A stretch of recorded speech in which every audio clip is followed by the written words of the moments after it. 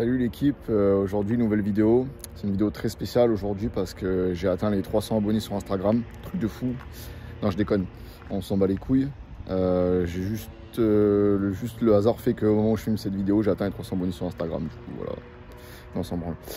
Non, le vrai sujet de la vidéo aujourd'hui, c'est pour vous présenter mon nouveau Gamos. Voilà, donc j'avais pas prévu de changer la 147 GTA parce que je l'aimais bien. Sauf qu'il y a eu un petit accident qui a fait que j'ai pas eu trop le choix, quoi. En gros, je roulais dans l'RPI, un peu fort, mais bon, sans plus. Et il y avait un stop, sans visibilité, et il y a un mec qui sortait à ce moment-là. Et quand je suis arrivé, du coup, ça l'a pas trop fait, quoi. Donc, il a été déclaré en tort, mais bon, le pauvre, il pouvait rien faire, c'était trop mal glandé. Et donc, je l'ai tapé, et en plus, j'ai rebondi sur une voiture qui arrive en face, ce qui fait que la GTA, elle est plus là, mais moi ça va vu que je suis toujours sur la vidéo. Mais voilà, moi j'ai des deux côtés, donc elle est partie épave. Voilà. Du coup, donc j'ai dû racheter une voiture de sport. Enfin, j'ai dû racheter. J'étais pas obligé de racheter une voiture de sport, hein, j'étais pas à la rue ou quoi, mais bon, moi j'aime bien les voitures de sport, donc j'en ai racheté une. Donc, voici le nouveau Gamos. Donc il s'agit d'une Audi RS4 B7 en berline. Parce que break c'est pour les pères de famille et moi c'est pas encore mon cas. Alors ça n'a rien à voir avec la 147 GTA, pas du tout la même philosophie, c'est pas la même carrosserie, c'est pas la même transmission, c'est pas la même motorisation, enfin vraiment ça n'a presque rien à voir. Mais j'ai toujours kiffé cette caisse. Parce qu'en fait il y a une mission dans Need for Speed The Run, tu vois, c'est la première mission et c'est avec l'Audi RS4 et j'ai trop kiffé, je me suis dit un jour il m'en faut une, tu vois. Et donc voilà. Puis après, il y a aussi l'inflation, machin, mes couilles, les prix des voitures sur le bon coin et tout ça, c'est devenu un truc de niquer, même pour des grosses merguez. Donc, il fallait que je trouve un truc dans mon budget. Voilà. Bon, après, je n'ai pas été obligé d'acheter ça parce que j'avais pas les thunes, hein, c'est aussi une voiture qui me plaisait, donc voilà. Et en plus, j'avais quand même un budget plus conséquent que quand j'ai acheté la 147, parce qu'il faut savoir que ça coûte quand même plus cher qu'une 147 GTA. Donc du coup ce que je vais faire c'est que je vais présenter la voiture, les différences qu'il y a avec une Audi une Audi A4 1.9 TDI de merde du Seigneur là, pour qu'on puisse voir un peu les différences. Donc du coup pour commencer, donc forcément le pare-choc avant. Donc tu as les petites entrées d'air qui sont là, voilà, qui sont pas fictives, contrairement à ce qui se fait chez Alfa Romeo, en tout cas sur la 147. Après tu as la calandre en nid d'abeille. Je crois que ça c'est spécifique aux Audi RS, si je dis pas de conneries. La petite lame, voilà, ça c'est pour l'appui aérodynamique de l'engin, quoi. D'ailleurs, lame qui était manquante quand j'ai acheté la voiture, qui m'a coûté 220 € chez Audi. Pas cher, t'inquiète. Mais bon, au moins l'avantage c'est que les pièces sont disponibles, parce que chez Alfa Romeo, si tu vas demander quelque chose, au mieux tu repars avec la référence. Donc c'est pas terrible. Mais là au moins il y a quelques pièces qui sont dispo. Évidemment il manque des trucs, hein, mais les trois quarts sont là. Donc après, tu as les jantes spécifiques Audi RS. C'est des Speedline si je dis pas de conneries, en 19 pouces. Donc pareil, quand je l'ai acheté elle avait des jantes en 18 de la 3 TDI dégueulasse. Donc j'ai dû changer ça. J'en ai acheté des noires que j'ai fait repeindre avec la couleur d'origine. Parce que les jantes noires j'aime pas. Ensuite, donc il y a les étriers typique Audi RS. Donc il y a deux modèles. Tu as les freins céramiques qui sont en 360 si je dis pas de conneries, millimètres, je sais plus. C'est un étrier 6 pistons. Et tu as le modèle, tu as les freins de série, on va dire. Donc en gros ceux-là, c'est du 365 mm avec un étrier 8 pistons. Et ça freine forcément moins bien que si j'avais les céramiques. Mais bon, vu ce que ça coûte les céramiques en entretien, valait mieux ne pas les avoir. Et puis ça freine déjà bien comme ça, et à la limite ce qu'il faut faire c'est mettre des bonnes plaquettes et puis ça le fait, quoi. Alors moi ce que j'ai fait pour être serein, parce que les freins je suis toujours un peu pointueux là-dessus, j'ai fait mettre 4 Duritavia dessus avec RBF 660, donc ça augmente pas le mordant mais au moins tu perds pas les freins et c'est déjà mieux. Mais sinon ça va, ça freine quand même assez correctement, sachant que la bête fait quand même 1,8 tonne. Donc c'est pas mal. À l'arrière pareil, il me semble que c'est du 325, si je dis pas de conneries, quelque chose comme ça. Donc étrier monopiston, ce qui fait le taf aussi. Une disque sur bol avant et arrière. Donc ça va bien, ça se voile pas de problème. Il y a les ailes gonflées. Donc évidemment, il y a écrit RS4. Tu as les ailes gonflées à l'avant et à l'arrière, parce que les voies sont élargies forcément. Du coup, à l'arrière, tu as la malle avec le petit béquet, bec de canard, il me semble, ils appellent ça. Donc ça, je trouve que c'est vraiment pas mal. Après, le pare-choc arrière, du coup, avec les deux grosses sorties ovales, typique Audi RS. Alors pareil, de série, tu as l'échappement avec les clapets. Voilà, on voit que là, il est bloqué fermé. Forcément, comme toutes les Audi, la maladie, c'est que les clapets ne marchent plus au bout d'un certain temps. Donc forcément, sur celle-ci, il ne marche plus non plus. Sur cette sortie-là, c'est bloqué ouvert. Sur cette sortie-là, c'est bloqué fermé. De toute façon, ça change rien, ça change que dalle le bruit. C'est un aspirateur d'origine, mais bon, c'est pas grave, on changera ça un de ces quatre. Et voilà, je pense que pour l'extérieur, j'ai fait le tour à peu près. J'ai peut-être oublié des éléments, au pire, vous m'insulterez dans les commentaires. C'est pas grave, de toute façon, je m'en bats les couilles, je les lis pas. Ah oui, les rétro F1 aussi. Donc ça, c'est bien, c'est beau, mais par contre, ça se rabat pas. Donc, faut pas se les taper parce qu'après, ça fait cher à l'achat, quoi. Ensuite, l'intérieur. Donc, celle-ci, elle a le pack carbone, tel qu'on peut voir ici. Donc, ce qui fait que tu as les finitions carbone à l'intérieur. Ça la rend probablement beaucoup plus légère que si j'avais les finitions en bois. C'est sûr et certain. Donc voilà, moi je trouve ça beau, c'est ce qui est le plus recherché en plus. Elle a aussi le volant de la Lamborghini Gallardo. C'était une option, donc c'est le volant F1. Sinon c'est un volant classique, sans méplats, où tu peux augmenter et baisser le volume. C'est un volant Audi RS classique, quoi. Celui-là il est beaucoup plus beau et c'est plus recherché aussi. Pareil, elle a les sièges, les gros baquets du pack F1. Sinon c'est les sièges confort qui ne présentent pas trop mal. Voilà. Savoir aussi que c'est une boîte mécanique. Ça n'existe pas les Audi RS 4 B7 en automatique, ça n'existe pas, elles sont toutes mécaniques. C'est les dernières grosses Audi RS en boîte mécanique. Donc ça c'est pas mal. Avec, je passe à l'arrière, hop. Il y a aussi le son Bose de série. Alors par rapport à la 147 GTA, le son Bose qui était éclaté au sol, dans celle-ci ça va. C'est pas un truc de malade, ça reste du Bose, donc pour ceux qui connaissent, c'est un peu de la merde. Mais franchement, ça fait bien le taf, honnêtement, pour une sono d'origine et de série, ça se défend, honnêtement, ça va. La pire, tu mets des CD, la qualité elle est correcte, c'est pas un truc de fou, mais franchement ça va, c'est audible. Après, je pense que pour le reste, j'ai fait à peu près le tour. Il y a pas mal d'options à la con quand même. Tu peux avoir les sièges chauffants, le Homelink, les sièges à mémoire, machin. Enfin, après, il y a plein de trucs, c'est Audi, donc tu as plein de petites options. Je connais pas tout. Mais dans les grandes lignes, c'était ça, quoi. Voilà. Donc, on va passer à la baie moteur, parce que c'est pas mal quand même aussi. On aime bien voir à quoi ça ressemble. On profite qu'on n'est pas encore obligé de rouler avec des batteries. Hop. Voilà. Tac. J'aurais peut-être pu mettre un petit coup de propre, je vous l'accorde, mais on s'en bat les couilles. Donc, V8 4 litres 2 FSI, donc c'est le moteur de l'Audi RS4. Donc c'est un moteur qui développe sur le papier 420 chevaux et 430 Nm de couple. Faut savoir que ces moteurs sont vachement sujets à la calamine, donc du coup tu perds vite de la puissance si la voiture elle a des bornes et que ça n'a pas été décalaminé. Ça peut facilement tomber à 360-370, sachant que d'origine, ça sort rarement les 420. On est plus autour des 400, 405. Voilà, ça marche quand même bien, mais on n'est pas aux 400. Donc, ce qui se fait régulièrement, c'est bon décalaminage, un petit filtre à air, un stage 1, et après, c'est bon, tu es au 400, t'es aux 430 chevaux à peu près, et ça marche, pas de problème. Donc voilà, esthétiquement, donc il y a les petits carbones, c'est du vrai carbone. Donc là, ils sont un peu poussiéreux. Il faut savoir que c'est un peu jauni, mais même d'origine, de toute façon, c'est un peu jauni. Et aussi, la maladie, la peinture qui se barre tout le temps ici. Normalement, c'est pas en rouge, on voit qu'il en reste un petit peu là. Mais voilà, là, il est dans sa configuration d'origine. Ça présente pas trop mal. Alors, on se retrouve donc pour l'essai routier. Donc, première chose à savoir, c'est que, bien évidemment, c'est réalisé sur route fermée, hein, parce qu'on n'est pas des malades mentaux, hein, quand même. Ce serait fou de faire ça sur route ouverte. Donc tous les véhicules que vous verrez apparaître sont des protagonistes. Voilà, ils sont tous à ma solde. Voilà, je les ai allègrement payés pour qu'ils participent à la vidéo. Donc deuxième chose, donc maintenant je vais résumer un peu ce dont on va parler, c'est-à-dire donc je vais faire le moteur. Je vais parler de la boîte de vitesse, la transmission, parce que c'est un quattro cette voiture, le freinage et la tenue de route, on va dire un peu les suspensions et tout ça. Donc pour résumer un peu tout grosso merdo. Pour ce faire, donc j'ai 4 pneus Continental Sport 7 qui sont neufs. Et en pression, je suis à 2,5 à froid, hein, 2,5 à l'avant et 2,3 à l'arrière. C'est-à-dire que c'est un peu moins que ce qui est préconisé par le constructeur. Donc c'est pas sous-gonflé ni surgonflé, c'est les préco constructeurs.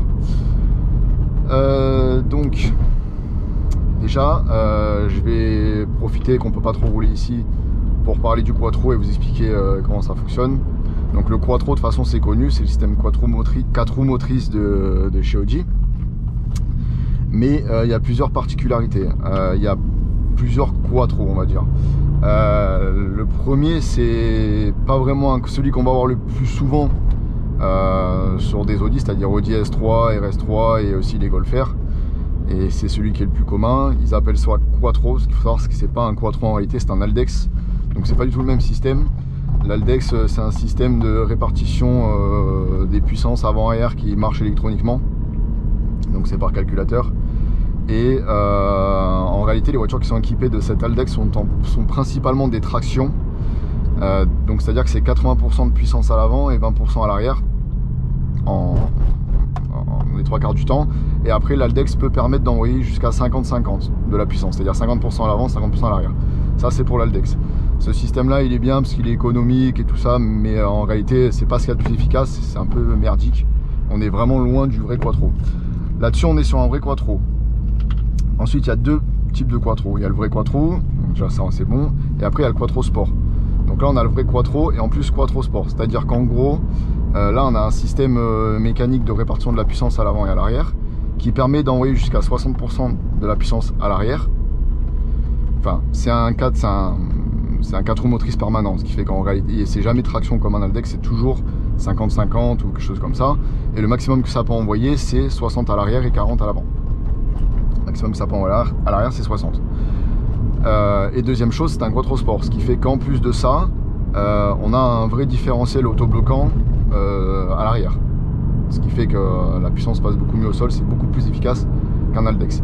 Et à l'avant, le différentiel c'est électronique, c'est à dire qu'en gros ça agit sur les freins, et le tout fait qu'on a une voiture qui est quand même franchement efficace. Donc on va se mettre en mode sport et on va enlever le SP pour qu'on puisse exploiter la voiture du mieux possible.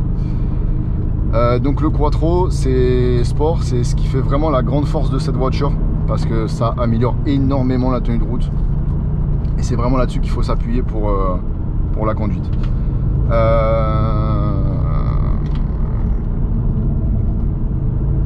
Ensuite, il faut savoir que du coup que le moteur, c'est, donc comme je disais, c'est un 4 litres de V8 qui développe 420 chevaux atmosphérique, donc ça prend jusqu'à 8000 tours minute avant de rupter, donc c'est pas mal, ça marche franchement bien, la puissance passe super bien au sol. En sortie de virage avec le quattro, tu peux mettre pied au plancher, ça va nickel.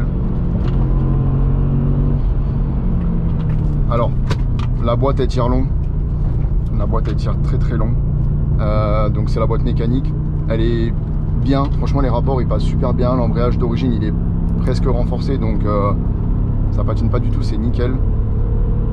Par contre, ça tire extrêmement long. C'est-à-dire que là, en deuxième, si je tire la deuxième jusqu'aux 8000 tours, je prends 120 km/h. Donc sur un col, c'est un peu chiant. Du coup, tu fais tout en deuxième. Et en fait, c'est dommage parce que ça pourrait marcher mieux. Ce qui fait qu'en gros, souvent, on entend dire que ce moteur, il marche pas bien, ou que ça rame le cul. En fait c'est pas ça, le moteur il marche bien, franchement ça a de la patate, il n'y a pas de problème, ça monte super bien dans les tours, et même en bas ça marche. Le problème c'est que la boîte elle tire vachement long, et du coup ça fait que ça la rend poussive, mais en réalité il n'y a pas de problème, ça marche très bien. Et en plus la sonorité est vraiment sympathique, sachant que là je suis d'origine et que ça fait pas beaucoup de bruit, mais ça chante bien quand même. Alors, les envolées de régime c'est quand même incroyable. Là on est en sortie de virage, avec le quattro je peux mettre pied au plancher. Voilà, là c'est ce que j'ai fait et ça bouge pas. Ça veut dire que tu sors tous les virages, tu mets pied au plancher et la voiture elle bronche pas, et ça en montée de col c'est génial. Alors pareil, je fais l'essai routier en montée, pourquoi? Parce que le freinage, du coup on va y venir, il est bien, mais la voiture fait quand même 1,8 tonnes. Je suis en disque et plaquettes d'origine, ça manque franchement de mordant. Comme je disais, j'ai quand même mis les Dury Tavia et le liquide de frein qui va bien, parce que voilà, pour des questions de survie évidentes, c'est quand même mieux. mais bon, ça reste quand même light. Franchement, il faudrait c'est pas un problème d'étrier ou de montage, parce que sur le papier c'est vraiment bien. Le truc c'est que c'est les plaquettes d'origine qui sont vraiment pas terribles, quoi. Mais mettre des bonnes plaquettes et des bons disques, et pour moi ça fait largement le taf. Pas besoin d'avoir les freins céramiques, parce que les freins céramiques ils freinent très bien, il n'y a pas de problème, mais ça coûte 8 000 € quand il faut changer l'ensemble. Et du coup, bah, à 8 000 €, il y a vraiment moyen de faire mieux que ce qui est proposé. Donc je trouve que c'est vraiment pas, pour moi c'est pas un bon compromis. Donc freinage c'est top, enfin c'est top, c'est bien, voilà. Le quattro c'est vraiment un régal. Alors par contre, enfin c'est un régal d'efficacité, mais pour ce qui est du plaisir, c'est pas drôle, voilà, c'est vraiment pas marrant. La voiture elle va pas se mettre de travers. T'as beau essayer de faire le sanglier, mettre des coups de volant d'enculé, t'as beau faire le singe, elle bouge pas. La voiture elle est vraiment, c'est pas amusant, c'est très efficace. C'est ce qu'ils ont recherché sur cet Audi. Et voilà. Et c'est pour ça que d'ailleurs les clients ils s'en sont un peu pleins, parce que la voiture en fait elle est pas drôle. Elle est efficace mais elle est pas drôle. Et du coup les clients s'en sont un peu pleins, et maintenant sur les Audi récentes, le quattro a changé, ce qui permet d'envoyer, il permet maintenant d'envoyer jusqu'à 80% de la puissance à l'arrière. Et là il y a moyen d'envoyer des travers. Mais avec celle-ci c'est vraiment compliqué, et ça rend pas bien, enfin c'est pas fait pour quoi. Alors pareil, la voiture fait une tonne 8, c'est châssis Volkswagen. On se demande si ça tient la route ou pas. Et bah franchement, moi je l'ai pas acheté en me disant ça va être un rail, voilà, c'était pas du tout le but de mon achat. C'était pas du tout le but de mon achat. Je veux dire, je savais que j'achetais pas une Mégane RS ou quoi, donc je m'attendais à rien. Et franchement, j'ai été vraiment surpris de voir à quel point en fait c'est efficace.